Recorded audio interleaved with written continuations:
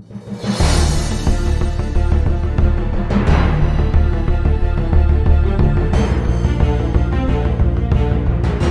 Everyone, welcome to my channel जिसका नाम है फुटबॉलिज्म। अगर आप इस चैनल पे नए हैं तो चैनल को सब्सक्राइब कीजिए, शेयर कीजिए और लाइक कीजिए। बहुत ज़्यादा मेहनत लगती है एक वीडियो को बनाने के लिए, आपके लिए इस फुटबॉल के कंटेंट को आपके सामने लाने के लिए। तो थोड़ा सपोर्ट कीजिए और सब्सक्राइब का बटन दबा दीजिए और आखिर तक मेरे साथ जुड़ जाइए। तो बिना किसी वक्त को ज़ाया के वीडियो को शुरू कर। मैनचेस्टर डर्बी ख़त्म हो चुका है। जैसा कि हम सभी को पता है, सिटी 2 यूनाइटेड नील। एक बहुत बड़ा झटका लगता हुआ यूनाइटेड के फैंस के लिए। एक बहुत ही इम्पोर्टेंट डर्बी थी ये वाला मैच, काफ़ी ज़्यादा इम्पोर्टेंट था ओले गनर सोल्शायर के लिए, पर फिर भी ये वाला मैच ओले हार गया। तो अब और भी ज़्यादा प्रेशर बिल्ड हो जाएगा ओले पे कि मैनेजमेंट उसको जल्दी से जल्दी सैक करे और यूनाइटेड को बचाए। जो गंदा गेम कल हमको देखने के मिला यूनाइटेड की तरफ से, मुझे बिल्कुल भी अप्रिशिएबल गेम नहीं लगा। मैंने यही सोचा था गेम देखने से पहले कि काफ़ी रोमांचक मैच होगा, मतलब एक टाइट कंपटीशन होगा, देख के मज़ा आ जाएगा। पर कुछ नहीं हुआ भाई, कुछ नहीं। जस्ट वन साइडेड गेम लगा मुझे देख के। यूनाइटेड सिट बैक कर रही थी, सिटी बार बार प्रेशर बिल्ड कर रही थी यूनाइटेड पे। उनके ही हाफ में गेम चल रहा था, पासेस निकाल रही थी, क्रॉसेस निकाल रही थी, थ्रू बॉल्स निकाल रही थी। मतलब खेल रही है भाई, लगता है कोई प्रोफेशनल टीम कोई गली के बच्चों के साथ गेम खेल रहे, कुछ ऐसा फील आ रहा था सिटी यूनाइटेड के गेम को देख के मेरे को। जस्ट क्या कहूँ, मेरे पास शब्द कम पड़ रही यूनाइटेड की इस परफॉर्मेंस को देख के।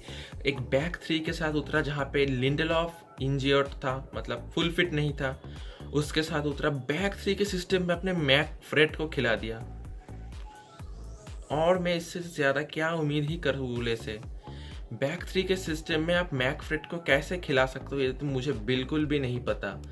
मैक फ्रेड को बैक थ्री सिस्टम में बिठा दिया, जो कि बिल्कुल भी अच्छा नहीं खेला कल मैक फ्रेड। कोऑर्डिनेशन नहीं बैठ रहा था। रोनाल्डो को तो मतलब पेप गार्डियोला की मेंटालिटी हम सभी को पता है, वो रोनाल्डो को पकड़ लिया था, डबल प्रेस कर रहा था रोनाल्डो को, जिससे कि रोनाल्डो निकल ना पाए, और वही हुआ। ग्रीनवुड मुझे कल गेम में गायब दिखा। मुझे कल गेम में ग्रीनवुड मुझे दिखा ही नहीं, कहाँ था ग्रीनवुड। एक पास रोनाल्डो के लिए ठीक से नहीं निकाल पा रहा था, पर एक मोमेंट पे लूक शॉ ने एक पास निकाला रोनाल्डो के लिए, तो मज़ा ही आ गया था एक शॉट देख के। पर ज़्यादा कुछ करने, वही just one shot on target, that is of Ronaldo. कोई प्लेयर कुछ नहीं कर पाया, सिटी के डिफेंस को नहीं तोड़ पाया, एक पोजीशन नहीं रख पा रहा था अपने पास, अपने ही हाफ में गेम चलने दे रहा था, प्रेशर बिल्ड होने दे रहा था। हैरी मैगवायर जो गंदा डिफेंडिंग कर रहा था कल, कोई सिस्टम नहीं है, पेस नहीं है उस बंदे के पास, कोऑर्डिनेशन नहीं है, पासिंग नहीं है, पोजीशनिंग नहीं है। कर क्या रहा था कल उस मैच के डिफेंस में, मुझे बिल्कुल पता नहीं चल रहा था हैरी मैगवायर का। तो मतलब अगर मैं सीधा स्टैट्स पे आ जाऊँ तो आप सभी को दिख रहा होगा अपने स्क्रीन पे कि सिटी ने 16 शॉट लिए यूनाइटेड के गोल पर, वहीं पे यूनाइटेड ने खाली 5 शॉट लिए सिटी के गोल पे। ऑन टारगेट भी 5 शॉट सिटी ने यूनाइटेड के गोल पे रखा, और खाली एक शॉट रोनाल्डो का सिटी के गोल पे था, जिसने एडरसन ने बचा दिया। नेक्स्ट आ जाते हैं हम पास पोजीशनिंग पे। 68% पोजीशन था सिटी के पास, और 32%, जस्ट 32% था यूनाइटेड के पास। पासेस पे आ जाओ तो 832 पासेस किया है सिटी ने, और वहीं पे यूनाइटेड ने जस्ट 450% से भी कम पास किया यूनाइटेड ने। एक्यूरेसी पे आ जाओ 91% एक्यूरेसी है सिटी का और 81% यूनाइटेड का। हम सभी को पता है पेप गार्डियोला का गेम कैसा होता है, पासिंग करना, ओपोनेंट के हाफ में गेम खेलना, उन पे प्रेशर बिल्ड करना, फ्रस्ट्रेट करना। एक बहुत ही अच्छा गेम खेला है। मैं अगर आ जाऊँ सीधा लाइनअप पे सिटी के, सब लोग देख सकते हैं कल सिटी ने स्टार्ट किया था एडरसन को गोल पे, बैक फोर जैसा कि मैंने कहा था, Kyle Walker, John Stones, Ruben Dias और Joao Cancelo. Cancelo second third man runs बना रहा था, एक असिस्ट भी किया। One of the best full backs in the world right now मेरे हिसाब से जाओ कैंसेलो।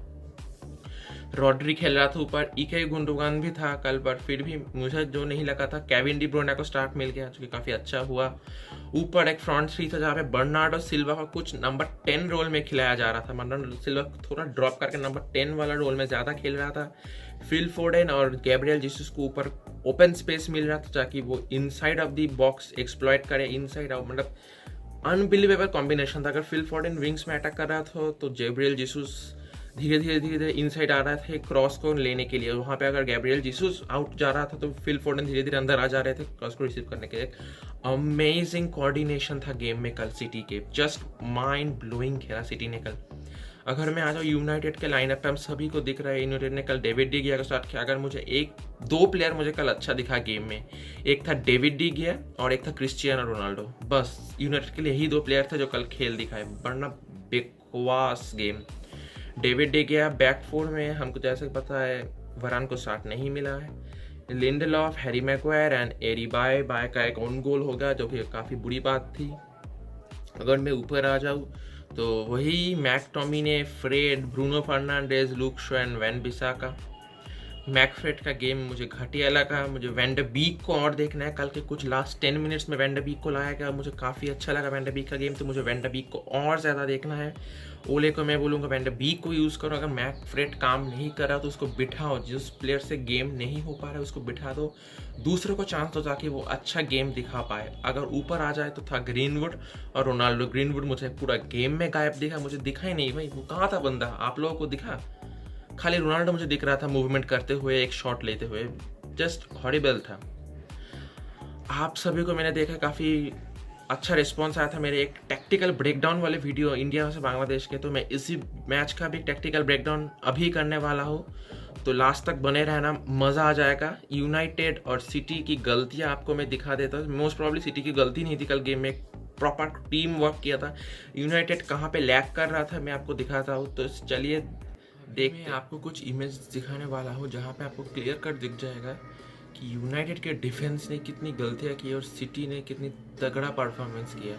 जैसा कि आप सभी को आपके स्क्रीन पे दिख रहा होगा, पहले ही आपको सिटी का डिफेंस दिख रहा है कितना सॉलिड है, 1:1 कितना टाइट मैन मार्किंग किया है। हर एक प्लेयर के लिए एक player always to the man marked है, ताकि वो मूवमेंट या फिर बॉल पासिंग कितनी इजी ना कर पाई। इसीलिए सिटी इतनी सॉलिड थी डिफेंस में और यूनाइटेड तोड़ के घुस नहीं पाई।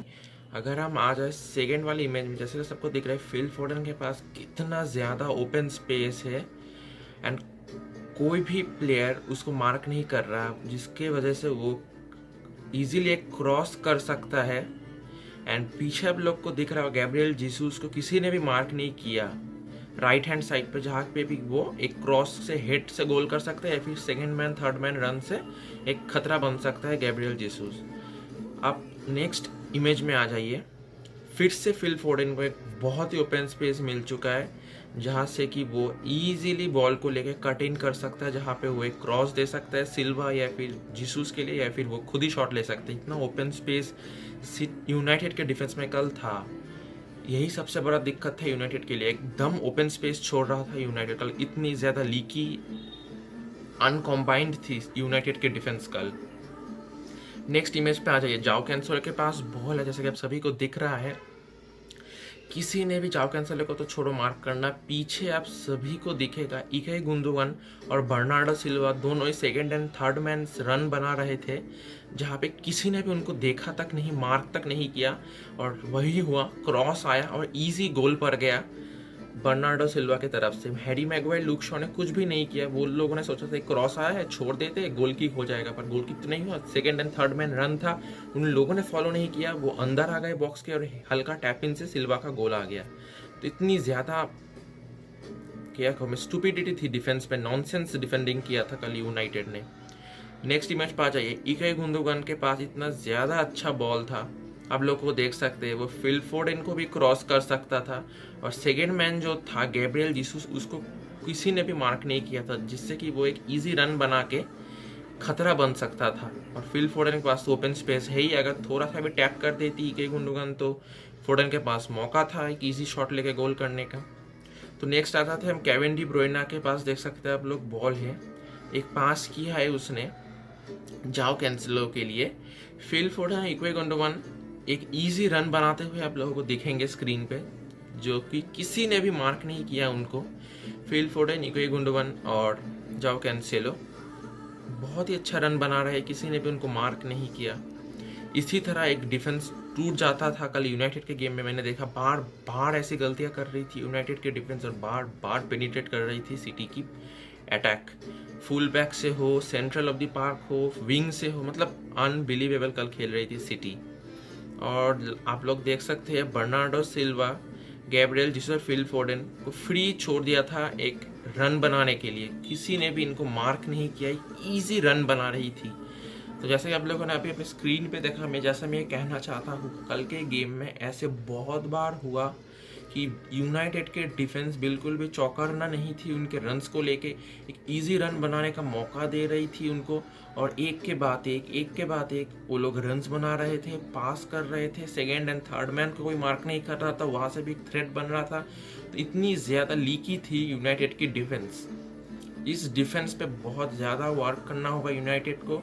इतनी इजीली अगर प्लेयर्स को आप लोग छोड़ दोगे या फिर अटेंशन नहीं रखोगे अपने मैन के ऊपर, कि एक प्लेयर के ऊपर डिपेंडेंसी रहता है कि वो एक मैन को मार्क कर ही ले, तो उसको और बहुत ज़्यादा इम्प्रूव करना पड़ेगा यूनाइटेड को अगर वो फ्यूचर में प्रीमियर लीग में टॉप 5 में टिकी रहना चाहती है तो। वरना तो हर टाइम रोनाल्डो के ब्रिलियंस से यूनाइटेड जीत नहीं पाएगी और धीरे धीरे टॉप 5 की रेस से बाहर हो जाएगी। तो इसीलिए मैं कहूँगा थोड़ा सतर्क रहना पड़ेगा यूनाइटेड को अपने डिफेंस को लेके स्पेशली। तब तक के लिए टेक केयर, गुड बाय।